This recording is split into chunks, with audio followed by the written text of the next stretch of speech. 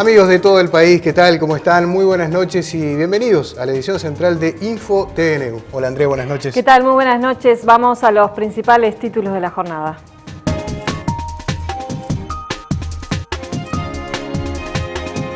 La ministra de Salud Pública, Susana Muñiz, solicitó el decreto de esencialidad para los servicios de salud pública. Esto implicará el desalojo de los hospitales que están ocupados, el Vilar de Bo y el centro de Ciudad del Plata en San José. Los trabajadores aseguran que si son desalojados, comenzarán con una huelga general. La Administración de los Servicios de Salud del Estado presentó una denuncia ante la justicia por el caso de la paciente que intentó suicidarse en el Hospital Vilar de Bo mientras se llevaba adelante la ocupación. Tras lograr implementar una mesa de diálogo con las autoridades, docentes agremiados en ADES desocuparon este mediodía la sede del Consejo Central de Enseñanza Secundaria en la Ciudad Vieja.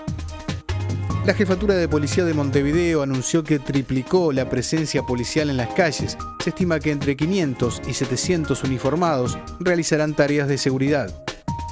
El secretario de la Junta Nacional de Drogas dijo que se abrirá una licitación para otorgar hasta un máximo de 40 licencias para empresas interesadas en el cultivo de cannabis. El presidente Mujica aseguró que en breve se firmará el contrato para iniciar obras en el puerto de Punta Sayago y la regasificadora. También dijo que se inaugurará la planta de desulfurización de ANCAP. Sebastián Coates deberá ser intervenido quirúrgicamente. Se confirmó que sufrió una lesión de ligamentos en el pasado amistoso que disputó con la selección ante Japón. En la mirada política, la profesora Susana Mangana analiza la crítica situación que vive Egipto.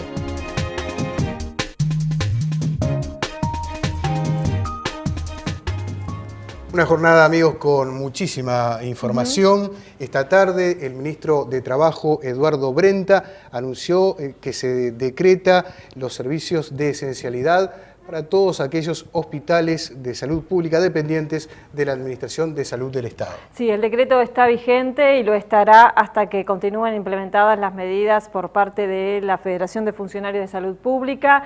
El decreto de esencialidad fue pedido este mediodía por la ministra de Salud Pública, Susana Muñiz. Tras varios meses de conflicto en la salud y ocupaciones en centros de atención, entre ellos el Hospital Vilar de Bo en Montevideo, hace 14 días, representantes del Poder Ejecutivo decretaron la esencialidad de los servicios de salud. Una resolución del día de hoy, firmada por el señor Ministro de Trabajo y Seguridad Social, declara esencial la totalidad de los servicios prestados en todo el país por la Administración de Servicios de Salud del Estado. La presente resolución estará vigente desde el día de la fecha y mientras duren las medidas sindicales que están en curso. La ministra de Salud Pública, Susana Muñiz, y el ministro de Trabajo y Seguridad Social, Eduardo Brenta, reconocieron que hubo un diálogo permanente con la Federación de Funcionarios de Salud Pública, pero destacaron que nuevas ocupaciones, nuevas medidas, hicieron inevitable declarar la esencialidad del servicio. La voluntad de diálogo lo hemos concretado en distintas instancias. Estábamos a punto de realizar una propuesta sobre algunos aspectos y contenidos de la plataforma que nos fue acercada por parte de la Federación de Funcionarios de Salud Pública. Solicitamos no innovar en materia de medidas hasta tanto existiera la posibilidad de tener un diálogo que estaba previsto para el día de hoy en la tarde, y lamentablemente nos encontramos con la adopción de nuevas medidas que hacen insostenible la situación. Han habido distintas instancias de diálogo. Ya al iniciarse, ¿verdad?, la discusión sobre el proceso de rendición de cuentas, algunas de las cuestiones que nosotros aclaramos, que algunas de las medidas solicitadas por los trabajadores fueron tenidas en cuenta en la rendición de cuentas, en una rendición de cuentas austera. Sin embargo, se concedieron determinados recursos para la salud bien importantes. Sin embargo, la Federación consideró que estos no eran suficientes. Es así que iniciaron estas medidas. En el caso del Hospital Vilar de Bo se había solicitado ese desalojo, pero también dadas las cuestiones de que la particularidad de los pacientes que están allí internados, nos pareció en su oportunidad que era mejor no desalojarlo. Pero bueno, en este momento necesitamos que las autoridades hospitalarias retomen su lugar y esto nos lleva a la decisión de hoy. Brenta concluyó que el decreto de esencialidad limita el derecho de huelga y que los funcionarios que no cumplan con el servicio serán sancionados. Y esta tarde, luego de conocido el decreto de esencialidad, los trabajadores de la salud pública mantuvieron una serie de reuniones. Primero en la sede de la Federación de Funcionarios de la Salud Pública, luego se trasladaron a la sede del PIT-CNT y desde allí hasta el Ministerio de Trabajo. Sí, allí la Central de Trabajadores llevó un planteo de diálogo y pidió mantener en suspenso el decreto de esencialidad hasta mañana, donde habrá una nueva reunión a las 14 horas. De esta instancia participaron el Ministerio de Trabajo, ACE, COFE, funcionarios de salud pública y representantes de los trabajadores. A esta hora continúa ocupado, como hace más de 20 días, el Hospital Vilar de Bo y también el Centro de Salud de Ciudad del Plata en el departamento de San José, que fuera ocupado en las primeras horas del lunes pasado. Bien, y precisamente a esta hora, Andrea, nos vamos con nuestro móvil satelital en vivo al Hospital Vilar de Bo. Allí está Carlos Rodríguez. Hola, Carlos. Muy buenas noches, José, Andrea, como ustedes bien lo decían, estamos en el día número 16 de ocupación del Hospital Vilar de Bo. Aquí las cosas se mantienen como se han mantenido en los últimos días, mucha tranquilidad por parte de los trabajadores que están ocupando, sí pendientes de la reunión que se está llevando adelante en estos precisos momentos en la sede de la Federación de Funcionarios de Salud Pública con representantes del PIT-CNT para ser informados en torno a la propuesta de la central que busca de alguna manera comenzar a destrabar este conflicto. Les decimos que está confirmado por parte del dirigente Pablo Cabrera que la ocupación en el Vilar de Bo se va a mantener hasta que esté sobre la mesa alguna idea, fuerza objetiva, es decir, no únicamente la instalación de una mesa de negociación, sino hasta que haya un planteo por parte de las autoridades en torno a los reclamos de carácter salarial, pero fundamentalmente a los reclamos de llenado de vacantes que están exigiendo los trabajadores en el marco de esta rendición de cuentas. También hemos podido saber que efectivamente no habrá desocupación por parte del Ministerio del Interior del Hospital Vilar de Bo en esta jornada o en las primeras horas de la mañana que viene. Obviamente se está esperando a que el espacio de negociación que se abre de cara a la reunión que habrá mañana a las 2 de la tarde pueda fructificar. De cualquier manera, como les decíamos, hay que tener claro, la ocupación se va a mantener y está previsto se mantenga más allá de la reunión que va a haber mañana. Por ende, lo que se está esperando, como decíamos, es el traslado por parte de las autoridades de algún punto claro sobre la mesa de cara a los reclamos de los trabajadores. Pero como ustedes también estaban informando, la situación cambió aquí en la ocupación cuando en la pasada jornada una joven intentó autoeliminarse. Utilizando un encendedor que había escondido en su cuerpo, incendió la sala donde estaba internada y fue trasladada al Centro Nacional del Quemado. Les proponemos rápidamente escuchar de voz del dirigente Pablo Cabrera qué fue lo que sucedió con esta joven que permanece en estado delicado. El sistema tiene que dar otra clase de respuesta. La situación de esta paciente puede haber sucedido en cualquier otro momento, no especialmente por un momento de ocupación, y donde tenemos que justamente apelar a que construyamos un modelo de atención en salud mental diferente. Es imposible pensar de que cada paciente de salud mental va a tener un enfermero exclusivo. No sucede en tiempos normales, menos en un momento de ocupación. Pero creo que hay mucho para trabajar y la responsabilidad es como sociedad de resolverlo. Carlos, la ministra de Salud Pública también se refirió a esta situación en el día de hoy, ¿no? Así es, ustedes nos decían en el comienzo de InfoTNU, hay una denuncia a nivel judicial, pero también se activaron los mecanismos de investigación propios de ACE respecto a lo que sucedió aquí. Les proponemos escuchar entonces a la ministra Muñiz hablando de este tema.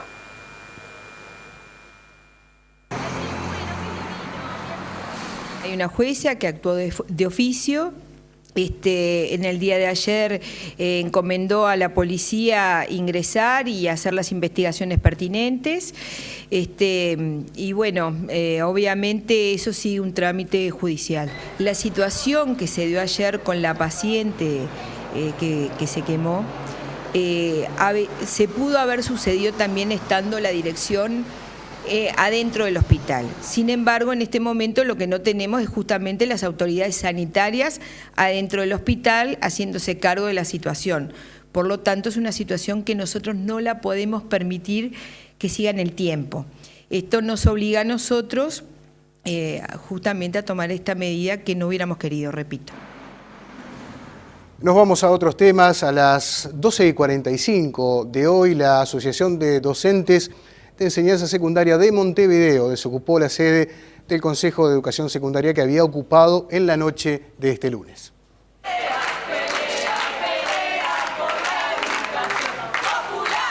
Con cantos en defensa de la educación popular, el gremio de docentes de Montevideo desocupó el Consejo de Educación Secundaria. Esta mañana habían sido intimados por el Ministerio de Trabajo a desalojar a cambio de una mesa de negociación. Afortunadamente nuestros reclamos de un ámbito de negociación fueron escuchados. En un lapso de 48 horas vamos a estar reuniéndonos con el Consejo de Educación Secundaria y la mediación del Ministerio de Trabajo, y en cumplimiento de nuestra palabra, nuestro compromiso que era de conseguirse un ámbito de negociación, vamos a estar desalojando. Bueno, es lo que procedimos a hacer en este momento. Los docentes confían en que se pueden negociar más aumentos en la rendición de cuentas. Sabemos que los márgenes que se manejan a nivel del total de la rendición de cuentas son escasos, pero en algo se pueden contemplar nuestros pedidos aún. ¿Cómo qué? Y bueno, que lo que está aprobado, que es apenas el adelanto del aumento que estaba previsto para 2015 a 2014, que es de un 3%, unos 420 pesos para el salario base, puede haberse incrementado con algún aumento real por encima de ese 3%. En paralelo de las negociaciones por salario, continuarán las tratativas para recuperar los días de clase perdidos. La instancia de diálogo que existe entre la CESEU y el CODICEN de la ANEP es específicamente para evaluar recuperación de clases y de qué manera se van a realizar los descuentos por los paros que hemos realizado. En Montevideo ya son más de 20 los días de clase que no se dictaron por los paros. Retomamos el tema salud, pero por fuera del conflicto, porque usuarios de salud pública de Paso de los Toros se movilizaron en solidaridad con la madre del bebé que se encuentra internado en el CTI del Hospital de Salto, luego de sufrir una descompensación en el momento del nacimiento. El derecho de todos los ciudadanos. Usuarios de la salud de Paso de los Toros se movilizaron frente al hospital, donde nuevamente es cuestionada la atención recibida por una mujer con un embarazo a término, que derivó en la internación del recién nacido en el CTI pediátrico de Salto. En primer lugar, hemos pedido la renuncia del equipo ginecológico que atendió este último caso y que estuvo participación también en los casos anteriores. Y en segundo lugar, estamos pidiendo que el Hospital de Paso de los Toros sea intervenido por parte de las autoridades de ACE. Todos saben que una madre primeriza por lo general tiene antes de la fecha estimada, ¿verdad? Y ella le habían dicho que el 8 la iban a internar para provocarle el parto, o si no era para parto normal, una cesárea. Y la dejaron pasar hasta el 14. Y allá en CTI lo que dijeron que estaba pasado el niño. Que por eso nació así, porque estaba 6 días pasado el niño. ACE inició una investigación y determinó en forma temporal el cierre de la maternidad ante la renuncia de los ginecólogos cuestionados al servicio de retén. El cierre temporal de la sala de partos del Hospital de Paso de los Toros ha generado que las parturientas deban ser trasladadas al centro más cercano, en este caso a la ciudad de Durazno. Lamentablemente la población va a quedar de rehén de una situación mucho peor todavía, pero esa es la responsabilidad de las autoridades. Desde Paso de los Toros, Roberto Vasconcellos, Info TNU. Salud Pública dispondrá un médico itinerante en Salto para los casos de interrupción voluntaria del embarazo. Todos los médicos ginecólogos de Salto presentaron objeción de conciencia. Es un número muy pequeño de ginecólogos que hay allí y en términos generales no es representativo, ya que a nivel nacional solamente el 30% de los cargos de ginecólogo han sido presentados como objeción de conciencia, lo cual nos hace ver que un 70% de los ginecólogos están comprometidos con la implementación de la ley. El ministerio solucionó el problema. Realmente estamos muy satisfechos porque muy rápidamente las instituciones privadas y ACE, complementando servicios, han resuelto esta situación y ya se están proveyendo el servicio de interrupción voluntaria de embarazo en Salto, que era el único departamento que no lo estaba haciendo. Los datos disponibles indican que los casos de interrupción del embarazo se dieron 60% en Montevideo y 40% en el interior. La Dirección Nacional de Meteorología emitió una advertencia naranja para todo el país por tormentas fuertes. La advertencia comenzará a regir a partir de las 21 horas de hoy y se extenderá hasta el jueves a las 12 del mediodía. Se prevén precipitaciones abundantes, ocasionales rachas de vientos de entre 75 y 90 kilómetros en la hora y ocasional caída de granizo. El Correo dejará de pagar las jubilaciones en Montevideo y Canelones a partir del mes de noviembre. Las autoridades del ente postal descartaron que la resolución se deba a lo ocurrido en la sucursal de Pocitos en un tiroteo en el que falleció un policía y un delincuente. El presidente del Banco de Previsión Social, Ernesto Murro, explicó cómo se van a pagar las pasividades. Queremos llevar absoluta tranquilidad. Hoy están cobrando en el Correo 28.000 personas, cobran prestaciones del BPS, fundamentalmente jubilaciones y pensiones. Absoluta tranquilidad, simplemente yendo con la cédula de identidad al local que elijan de cualquiera de los agentes de pago del BPS, ya sea ANDA, Hábitat, Redpagos, Interdatos en Paysandú, El Dorado en el este del país, un banco. Allí firman un sencillo contrato, como se hace en cualquier momento, y automáticamente van a pasar a cobrar en el nuevo agente pagador sin ningún tipo de inconvenientes. Recordamos que el Correo suspende los pagos a partir de octubre en Montevideo y zona metropolitana y en los meses siguientes en el interior del país. La Jefatura de Policía de Montevideo informó que desde ayer se pusieron en funcionamiento las unidades de rápida respuesta, triplicando la presencia de agentes de policía en las calles. Se estima que entre 500 y 700 policías realizarán tarea de prevención. La mayoría de los uniformados que trabajan en el área administrativa saldrán a patrullar y solo quedarán en las seccionales el comisario, el subcomisario y policías comunitarios. El Poder Ejecutivo tiene previsto licitar hasta un máximo de 40 licencias para las empresas interesadas en plantar marihuana. Mientras el Senado se apresta a estudiar el proyecto que legaliza la venta de marihuana por parte del Estado, que ya cuenta con la aprobación de la Cámara de Diputados, el secretario general de la Junta Nacional de Drogas, Julio Calzada, señaló que el Poder Ejecutivo prevé licitar hasta 40 licencias para empresas interesadas en explotar el cultivo de cannabis. Sabemos que lo que precisamos son unas 20 y algo de hectáreas para satisfacer la demanda del mercado de consumidores que tenemos evaluado que existen hoy, que pueden ser un poco más, porque sabemos que esto está subvalorado, y ya te digo, bueno, podrán ser entre estamos viendo que no se van a dar licencia de menos de media hectárea, ¿no? Entonces, bueno, si se precisan plantar 20 hectáreas, son 40. En este marco, Calzada brindó detalles sobre los requisitos que se le exigirá a las empresas interesadas en cultivar marihuana. Estamos hablando de cultivar una planta para cosechar su flor, ¿no? Entonces, hay muchas empresas en el país que tienen experticia en el cultivo de flores en invernaderos.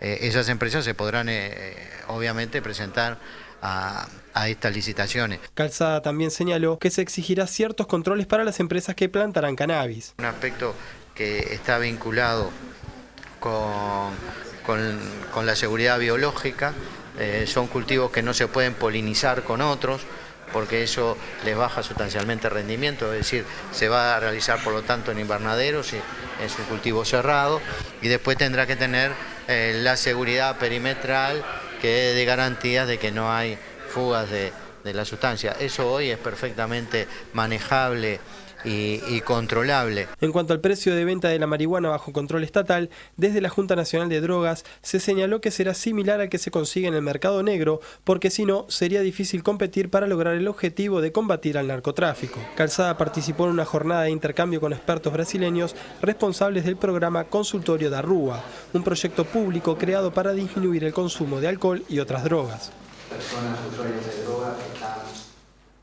La Cámara de Representantes aprobó la Ley de Tenencia, Porte, Comercialización y Tráfico de Armas de Fuego.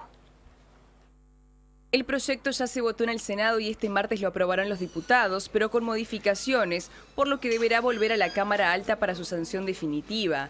La iniciativa prevé penas que pueden llevar a la prisión a quienes tengan armas y no estén registradas y a quienes las vendan dentro de Uruguay o al exterior de forma irregular. Las que no estén registradas serán incautadas. Quienes se dediquen a la comercialización de armas deberán tener una autorización especial del Poder Ejecutivo y deberán informar de todas las transacciones que realicen. Además, deberán identificar en la factura al comprador con el nombre, documento de identidad y la dirección donde vive, también para qué compró el arma. El proyecto establece que la compra-venta entre particulares estará permitida, pero debe inscribirse la misma en el Registro Nacional de Armas del Ministerio de Defensa Nacional.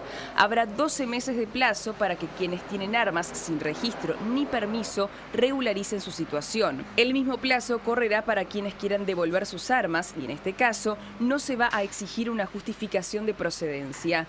Durante este periodo no habrá sanciones para quienes regularicen la tenencia de armas o para quienes las devuelvan. El tráfico de armas también estará penado. Si el delito lo comete alguien que integra una organización criminal, la pena será aumentada en 1/3. Las penas van de 6 meses de prisión a 6 años de penitenciaría. La ley también establece multas de entre 10 y 1000 unidades reajustables. Se sancionará a quien altere las armas para hacerlas más dañinas y quien borre el código de referencia y los signos que la identifican. La pena irá de 3 a 18 meses de prisión. Esto sí es excarcelable. La misma pena recaerá a quien lleve armas de fuego en lugares públicos sin la debida autorización. El Ministerio de Desarrollo Social anunció que a mediados del mes de septiembre cerrará el programa de contingencia que brinda atención en los refugios a las personas en situación de calle. El plan invierno que fue lanzado apenas comenzaron los primeros fríos intensos fue calificado como exitoso por el subsecretario del Ministerio de Desarrollo Social, Lauro Meléndez. El balance es altamente positivo por varias razones. La primera de ellas porque ninguna de las personas que se acercó a puerta de entrada por los distintos lugares dejó de ser atendida. Todos fueron cubiertos y de alguna manera pasaron más de 1.650 personas por los distintos centros, tanto centros nocturnos como los habituales que están en los centros diurnos, que son los centros por perfil de población. El jerarca remarcó que en lo que va del invierno no hubo que lamentar víctimas fatales a causa de los fríos intensos y anunció que a mediados de septiembre, cuando la temperatura comienza a ser más alta, se cerrará el plan de contingencia que se instrumentó en los refugios. Nosotros a mediados de septiembre, esperando los últimos fríos de agosto, pensamos ya planificar el cierre de lo que es la contingencia, o sea, esos 200, 300 lugares que básicamente son lo que yo llamo los esporádicos, que van o no van según otras circunstancias y no las comunes de situación de calle. Hay mucha gente que vuelve a sus hogares y está una semana en calle y después vuelve y es una recurrencia en calle.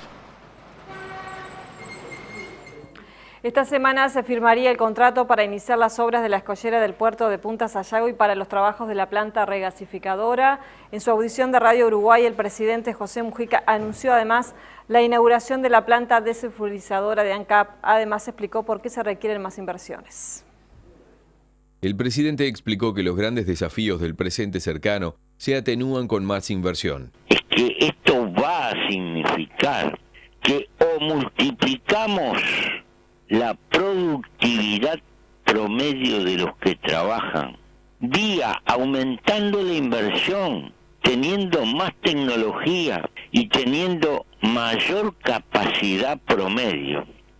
Y si no logramos esto en el tiempo venidero, seguramente que nuestra gente de la tercera edad lo irá a pasar crecientemente mal. Mujica abordó el carácter multiplicador de las inversiones, principalmente en infraestructura. Que por su repercusión en el seno de la economía iban a propiciar la vida de multitud de esfuerzos más pequeños, menos notorios, pero que son en definitiva lo que globalmente contribuyen a generar trabajo, ocupación y medios para que nuestra gente viva. Justificó también la inversión en la planta desulfurizadora de ANCAP. Si no hacíamos esta colosal inversión que significó la planta de desulfurización de combustible, toda la ANCAP nos iba a quedar obsoleta ante las exigencias de los motores modernos que están saliendo de las fábricas actuales. En los próximos días será inaugurado oficialmente por el propio presidente.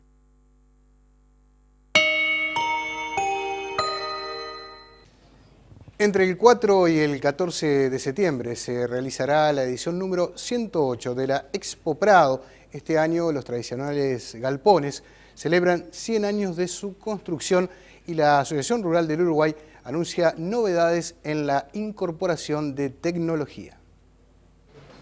El campo viene a la ciudad, Expo Prado con todo a partir del 4 de septiembre hasta el 15.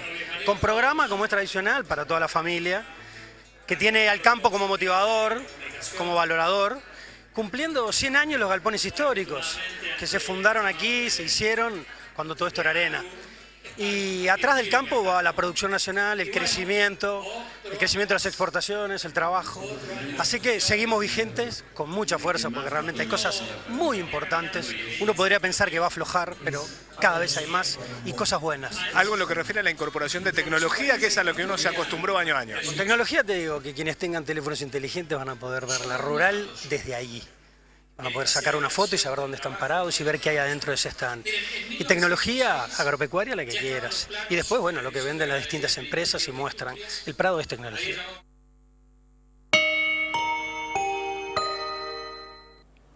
El vicepresidente Danilo Astori sostuvo que Uruguay va por un buen camino en materia de política económica y continuará así para hacer frente a la devaluación que se viene produciendo en Brasil.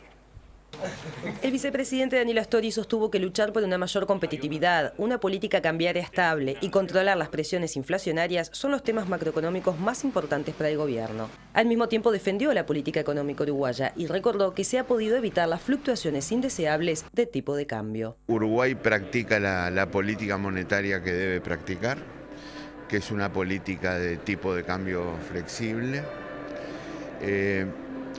Recordemos épocas anteriores en que la práctica de políticas de cambio fijo nos trajo consecuencias enormemente graves para el país y no están muy lejanas, las podemos recordar.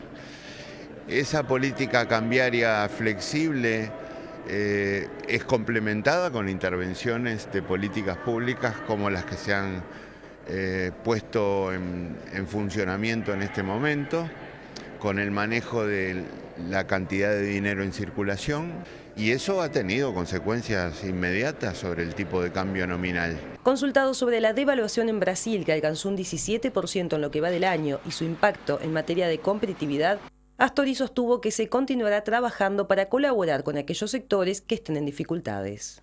Nosotros estamos, por supuesto, atendiendo a toda la situación regional e internacional, pero creemos que el camino que sigue Uruguay es el camino correcto y vamos a seguir transitándolo, porque además en materia de política económica es fundamental mantener la certeza, las reglas de juego claras y la estabilidad.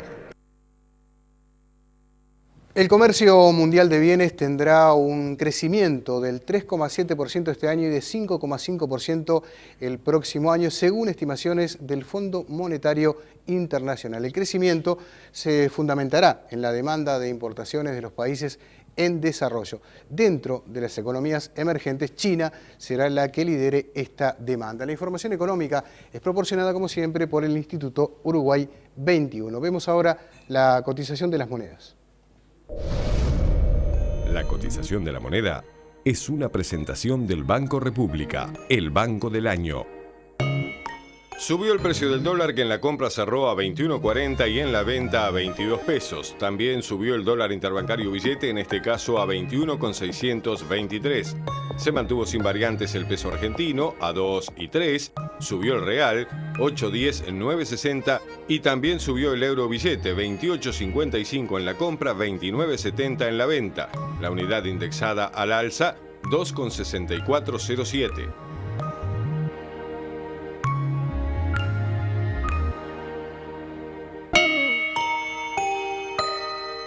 Este programa es presentado por Antel. Usa giros de bits, que te permite enviar y recibir dinero estés donde estés. Las graves inundaciones que afectan a China, Rusia y Pakistán han provocado muertes, evacuaciones y afectado a miles de viviendas, puentes y carreteras en las tres naciones, según informes oficiales conocidos en el día de hoy. Comenzamos en China, donde las inundaciones provocadas por las fuertes lluvias de los últimos días en diferentes zonas del país causaron la muerte de más de 130 personas indicaron medios de comunicación estatales este martes. En el sur de China, la provincia más afectada fue Guangdong, donde 28 personas murieron y 10 permanecen desaparecidas tras ser golpeadas por el tifón Utor. El presidente Xi Jinping solicitó priorizar todos los esfuerzos en poner a las personas a salvo, dijo Xinhua. Los evacuados en China alcanzan cientos de miles. Más de 2.800 soldados fueron movilizados, apuntó la agencia estatal china. En Rusia, grupos de rescate de la entidad llegaron a la zona del río Amur, cerca de Moscú, para ayudar a las personas atrapadas por las inundaciones también. Allí se mantiene alerta ante las fuertes lluvias que han provocado el desborde de ríos en el noroeste del país. Según el último informe publicado este lunes por el Ministerio de Situaciones de Emergencia de Rusia, las inundaciones han anegado más de 140 poblados. Hay más de 30.000 evacuados, más de 6.000 viviendas afectadas y más de 60 puentes destruidos. En unos 40 poblados se ha interrumpido totalmente el transporte. El primer ministro ruso, Dmitry Medvedev, ordenó a las autoridades locales asegurarse de que los fondos asignados a las víctimas por las inundaciones puedan llegar a ellos de modo efectivo. El gobierno ruso asignó más de 3.000 millones de rublos para luchar contra las inundaciones en las localidades. En Pakistán, más de 200 aldeas quedaron sumergidas bajo las aguas debido a las fuertes lluvias, que también provocaron inundaciones en el país. En la provincia de Punjab, el alto nivel de las aguas obligó a los residentes a evacuar sus viviendas. Las autoridades pakistaníes se mantienen prevenidas por el alerta de inundación en más de 150 aldeas adyacentes al río Chenab en el noroeste del país.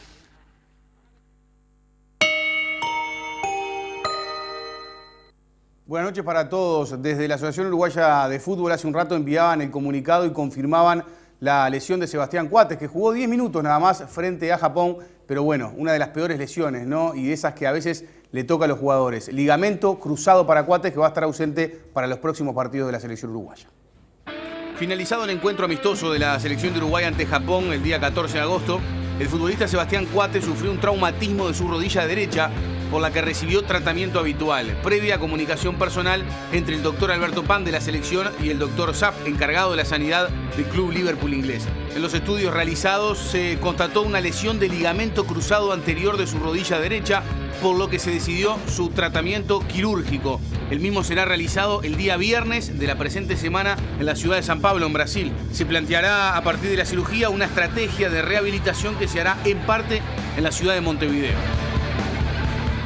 Se viene el premundial de básquet y el entrenador Pablo López eligió a los 12 jugadores que van a formar parte de la competencia.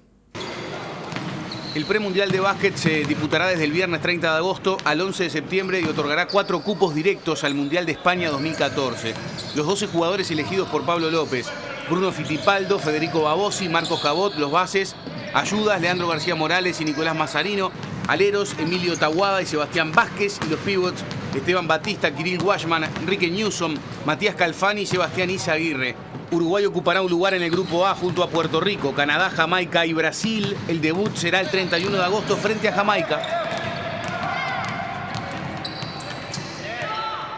Bueno, se pusieron hoy a la venta las entradas para el Mundial de Brasil del año que viene.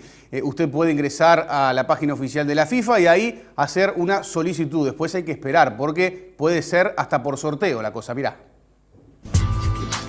1 millón es el número de entradas para los 64 partidos del Mundial de Fútbol de Brasil. Atención, porque hay que anotarse primero, pero todo se puede resolver en un sorteo. El primer paso consiste en ingresar a la página oficial de la FIFA. El segundo, llenar los formularios correspondientes: país, nombre, documento, residencia, y después esperar. En esta primera fase de venta, los hinchas tendrán hasta el 10 de octubre para solicitar su entrada. Al finalizar el plazo, y en caso de que la demanda supere el número de entradas ofrecidas, la FIFA realizará un sorteo entre los hinchas que hicieron reserva. ¿Cuántas? Cada uno podrá reservar hasta 4 entradas por partido para un máximo de 7 partidos. 300.000 brasileros tendrán prioridad por petición del gobierno de Brasil. Hay precios atractivos, entre 15 y 82 dólares cada una, con descuentos además para los ciudadanos de más de 60 años, estudiantes y beneficiarios del programa Bolsa Familia Brasileño.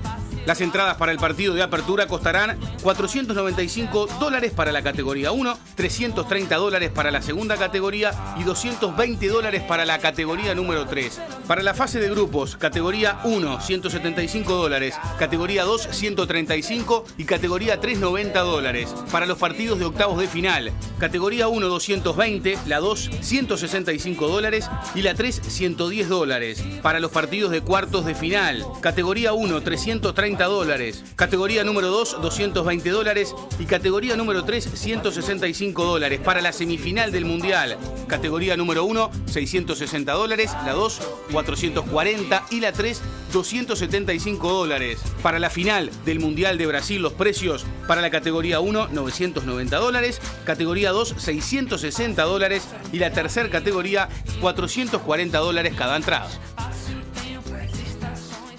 Y lo otro que quedó confirmado también con la visita de la FIFA es el estadio del Corinthians, ahí en donde se va a hacer la apertura del Mundial del año que viene. Las obras de remodelación están en un 86% avanzadas y se espera que en diciembre se completen la totalidad de la reconstrucción. El Estadio Paulista estará a disposición del Club Corinthians para los partidos de local que tenga el elenco que fue fundado el 1 de septiembre de 1910 y en febrero el recinto pasará a manos de la FIFA.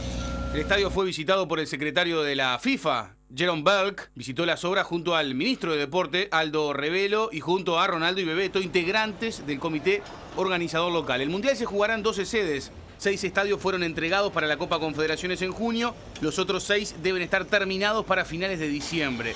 El nuevo estadio del Corinthians, Itaquerao, tendrá una capacidad para 48.000 personas, el costo 820 millones de reales. Para la inauguración serán montadas gradas temporales para 20.000 espectadores más, hasta un total de 68.000 asientos. Bueno, se viene la segunda fecha del torneo Apertura y ya están los precios para los partidos de los grandes. Vamos a arrancar con el partido entre Peñarol y Defensor Sporting del día domingo y las entradas. Para la gente de Defensor Sporting, ahí en Francini, 150 pesos. Para la gente de Peñarol, 200 pesos, una de las tribunas, la 25 de julio de 1976, así se llama.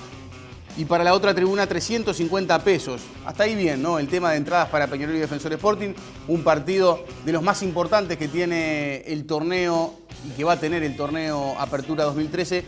No se disparan tanto, pero sí se dispararon del otro lado. Y hay gente de Nacional bastante preocupada, o por lo menos así parece, con el tema de las entradas que fijó Rentistas para el partido que se juega en el Estadio Centenario el día sábado. A ver, ¿cuáles son los precios? Vamos a ver entonces y a darles los precios para el partido del día sábado en el Estadio Centenario. 220 la Colombes, 320 la Olímpica y 500 la Tribuna América y Platea América. Esos son los precios entonces para el partido entre Nacional y Rentistas. Rentistas Nacional. Para los socios de Rentistas la entrada es gratis, 220 para los hinchas de Rentistas que no sean socios de la institución. Pero un poco por ahí en los principales foros de internet la gente de Nacional decía precios populares para el partido y se mostraban preocupados por lo que va a ser este encuentro de la segunda fecha del torneo Apertura. Maradona, Diego Maradona, motivador espiritual de un equipo de quinta división. Mirá. Ahí está Diegote, ahí está el club con el cual debutó como motivador y dio una charla bastante importante ahí en el segundo tiempo. Maradona, asesor espiritual del Deportivo Riestra, que le ganó a San Miguel 2-1. El resultado no importa, el tema es verlo a él.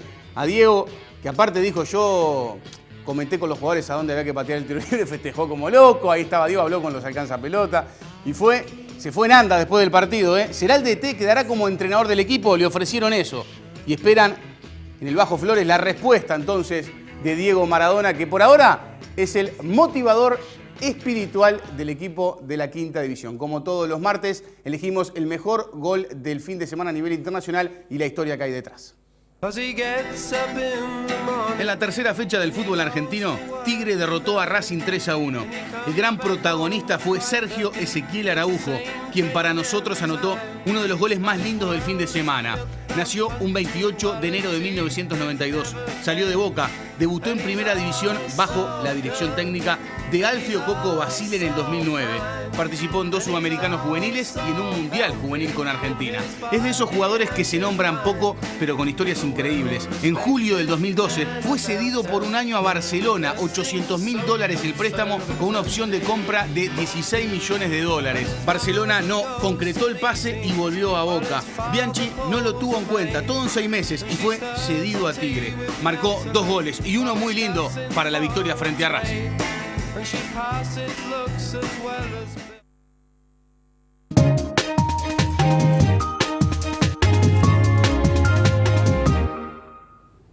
Un gusto, como todos los martes, recibir a la profesora Susana Mangana. ¿Cómo te va, Susana? ¿Cómo estás? Hola, buenas noches, Pepe. Un gusto estar contigo en un día bastante caluroso y atípico, ¿no? Para Totalmente. El invierno. Y estaba recordando que la semana pasada, el martes precisamente, en tu espacio, estábamos hablando de la situación en Medio Oriente, de Israel y Palestina. Sí. Y un día después, 24 horas después, se desata esta barbarie en Egipto, de la que se ha hablado mucho, de los medios internacionales se encargan, pero nos gustaría conocer tu visión al respecto. Sí, realmente encontramos que Egipto está viviendo uno de sus capítulos de la historia más trágicos, más difíciles, porque realmente lo que allí está sucediendo está siendo constantemente manoseado, manipulado también por todos los medios, principalmente desde el interior del país, ¿verdad?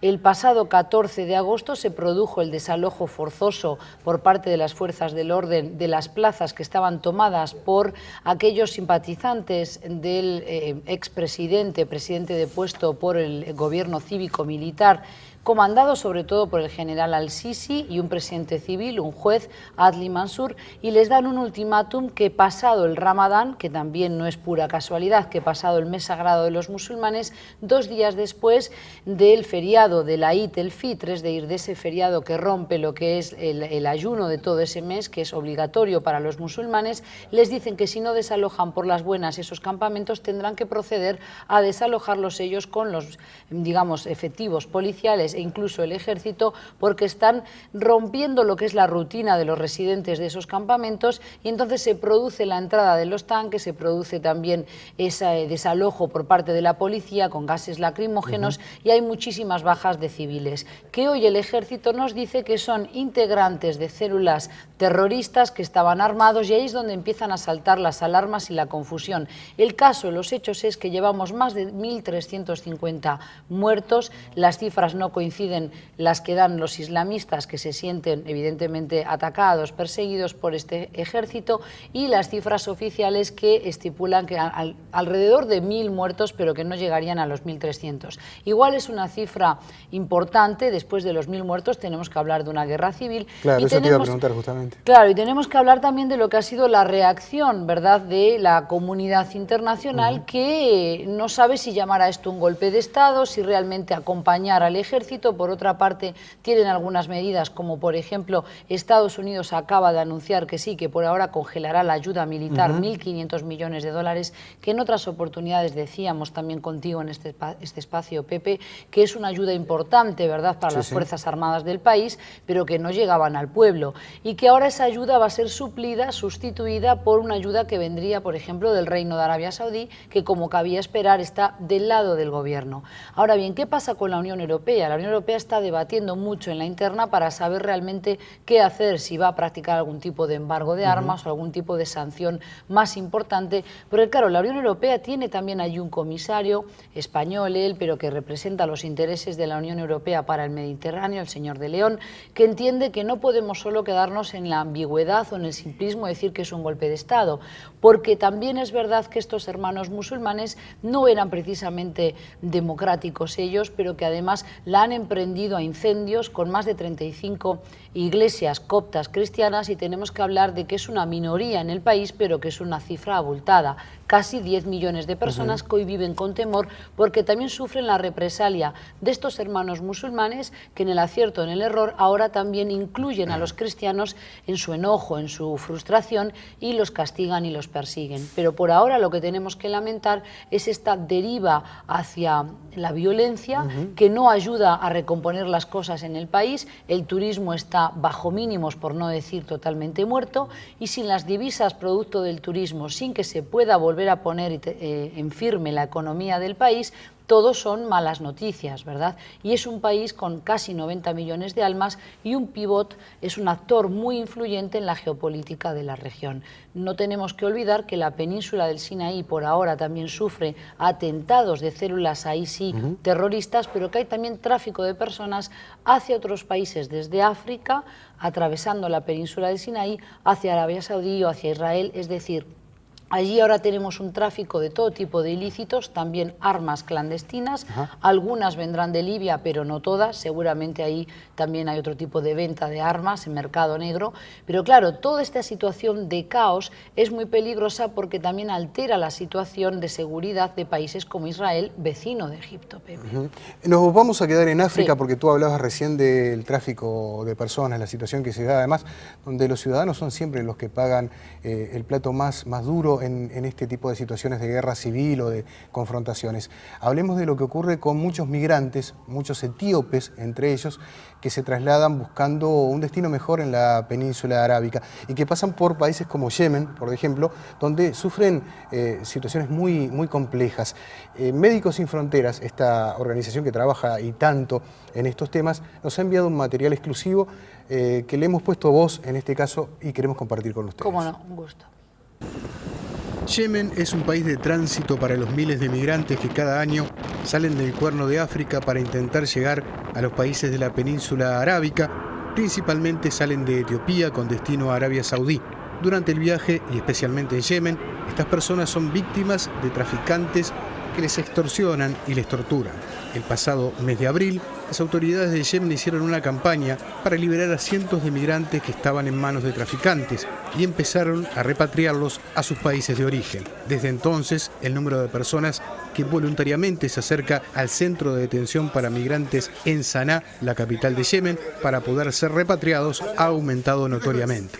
Yemen es un país de tránsito para la migración en esta región y juega un papel importante. Los migrantes que salen con toda la esperanza de llegar a un país como los Emiratos Árabes o como Qatar, pues no se imaginan que va a ser un poco el infierno que van a atravesar ahí. Van a caer en manos de traficantes, de mafias y van a estar pues bajo todo un periplo de extorsiones, abusos, van a también ser víctimas de todo este círculo. En abril del 2013, las autoridades del Yemen, bajo diferentes presiones, ponen una política de ir a liberar justamente estos migrantes que están bajo las manos de los traficantes. Y lo que sucede, que esta gente es liberada y llega a un centro de detención y se pone en una situación totalmente fuera de control porque la capacidad máxima de los 150 personas, si se toma el ejemplo del centro de detención en Sana, pues se ve desbordada, se ven números multiplicados por 3 o por 4. Esta gente ahí lo único que pide es ser transferida también a su lugar de origen y volver a unas condiciones de antes del viaje, de antes de esta pesadilla.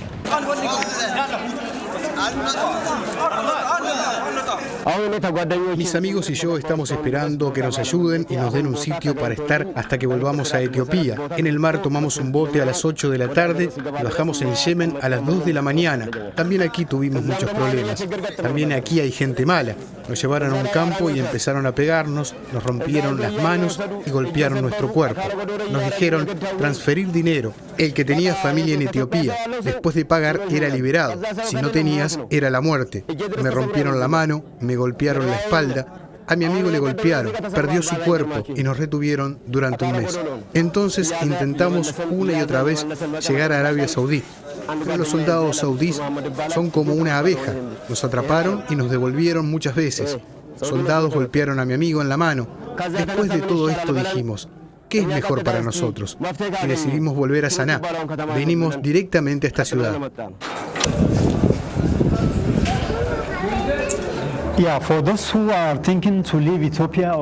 A aquellos que están pensando en salir de Etiopía o que ya han salido de Etiopía, les digo, esta es una carretera a la muerte, de verdad. Les aconsejo que mejor se queden en casa que ser esclavos. Esto es esclavitud. Realmente digo, esto es esclavitud, esclavitud moderna. En Yemen empezó la tortura Me llevaron enfrente de los otros que estaban allí y empezaron a torturarme. Les dijeron que llamara y consiguiera su dinero ya. La misma noche me colgaron por los dedos en el techo que tenían donde estábamos. Fue muy doloroso, de verdad, fue tremendamente doloroso. Y me pegaban en la espalda y por todo el cuerpo, en mis piernas, a veces en la barriga o en la cabeza. Era crueldad. ¿Cómo seres humanos pueden hacer ese daño a otros seres humanos solo por dinero? Such kind of damage to other human beings just to get money. Bueno, tenemos distintos tipos de intervenciones, hacemos trabajos en grupo, hacemos trabajos individuales, hacemos sesiones de educación.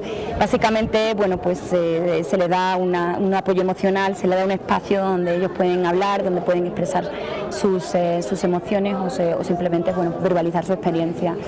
Entre los casos que vemos, pues están los trastornos de estrés postraumático y bastantes casos de depresión severa.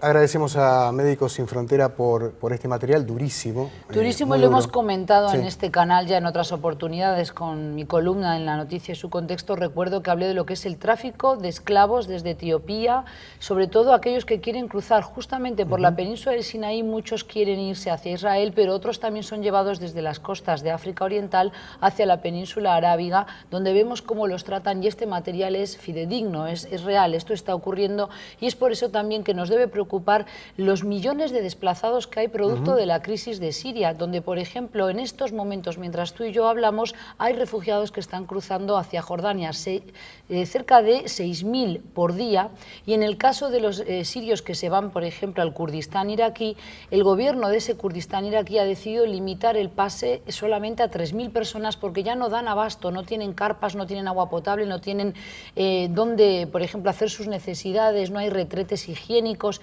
En fin, es un drama, y es por eso que podemos y debemos hacer algo, Pepe, por lo menos alertar a nuestros televidentes de que este tipo de situaciones en pleno siglo XXI lo que generan es este tipo de esclavos modernos, si se quiere, y no es humano que personas tengan que padecer, primero en sus países, tener que verse expulsados forzosamente. Algunos comentaban y hablaban en inglés, con un buen inglés tienen cierta preparación, y sin embargo son después capturados por esas mafias que no dudan incluso en matarlos para sacarles los órganos. Y eso hay que perseguirlo a nivel de comunidad internacional, así que felicitarte a ti y también a Médicos Sin Fronteras, que hace un trabajo realmente asombroso y pocas veces reconocido. Sí, no, el mérito es para la gente de Médicos Sin Fronteras por hacernos llegar esta realidad, que vamos a seguir aparte trabajando sobre estos temas. Yo creo que el periodismo comprometido es algo que cae muy bien en Uruguay y debemos alertar sobre estas situaciones. Susana, muchas gracias, será hasta el próximo martes. Así será. Seguimos con más Infoteneum.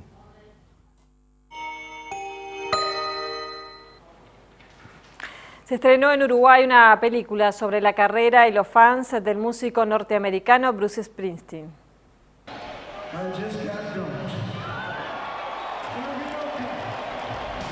Se estrena en cine en unas pocas funciones Springsteen y yo, el documental que registra la vida artística de Bruce Springsteen en relación con sus fans, quienes vivieron e inspiraron tantas de las historias que el artista hizo legendarias con su folk rock.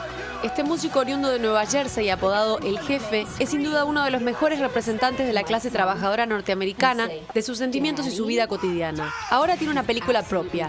A través de fotografías, videos, libros y narraciones, esta intenta construir una visión auténtica sobre el impacto de la música de Bruce en personas de todas las edades y rincones del mundo. La película fue realizada por el director británico Ridley Scott, director de films como Blade Runner, Alien o Gángster Americano, y los materiales de archivo e incluso inéditos fueron aportados tanto por sus fans como por el equipo del rockero, que ya tiene 63 años. Las funciones son este martes y miércoles en la Sala 9 de Movie a las 21 horas.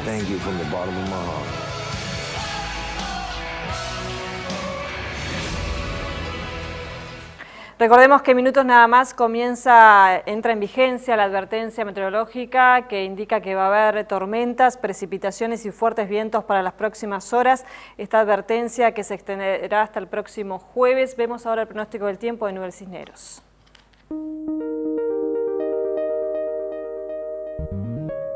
Mañana tendremos un comienzo de jornada inestable, con mucha nubosidad, persistiendo lluvias y lloviznas aisladas con ocasionales tormentas. En la tarde comienza a mejorar, los vientos rotan al sector sur y se intensifican, generando marcado descenso de temperatura con disminución de nubosidad. La noche se presentará ventosa, con muy bajas sensaciones térmicas, inestabilizando la zona costera. El jueves tendremos una jornada fría fresca con nubosidad variable. En las primeras horas, abundantes nubes mantendrán inestable la frontera norte con algunas lluvias aisladas. La noche se presentará fría, con vientos moderados del sector sur, generando muy bajas sensaciones térmicas en toda la zona costera. En capital y área metropolitana se espera una mañana fresca con persistencia de lluvias y lloviznas aisladas. En la tarde comienza a mejorar con marcado descenso de temperatura y gradual disminución de nubosidad. En los próximos días seguirá muy frío en la madrugada, fría estará la tarde, con bajas sensaciones térmicas y nubosidad variable, desmejorando nuevamente el sábado con lluvias y lloviznas aisladas.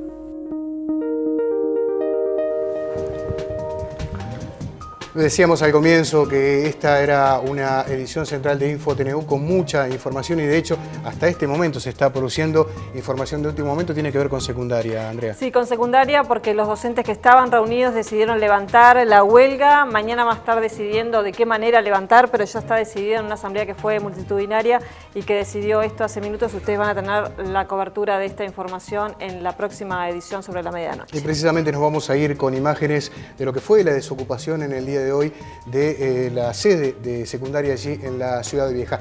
Ahora viene Gran Reserva, reencuentro con las noticias, como decía Andrea, en la edición de medianoche a las 0 horas. Que pasen ustedes muy bien. Hasta mañana.